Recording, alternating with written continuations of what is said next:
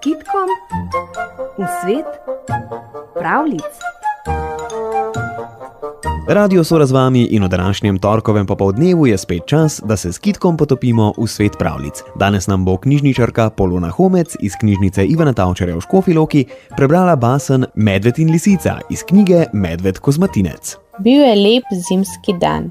Lisica je ukradla ribiču rib in se gostila na jezerskem bregu. Tam jo sreča medved. Prijazno jo pozdravi in reče: Tetka lisica, od kod in kako dobivate tako lepe ribe zdaj, ko led prekriva vse vodo? Zvita lisica mu odgovori: Nič lažjega kot to, še vas lahko tega naučim, stric medved. Na ribniku naredim luknjo v led in tja vtaknem rep, da se ulovi ribe nanj. A je treba dolgo in mirno čakati, da se dobro nastavijo. Čim bolj me ščipljajo, tem več jih dobim.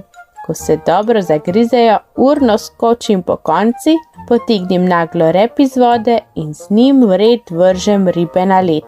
Tako jih lovim in dobre so. Neumni medved verjame lisici.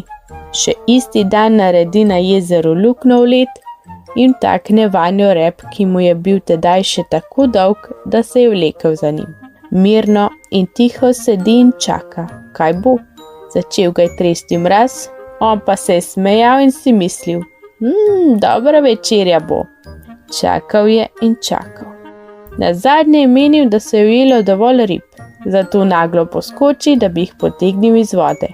A gorje, primrznjeni konec repa mu ostane v ledu. Od tedaj ima medved kratek rep. Lisica pa ga je gledala, se smejala in zbežala.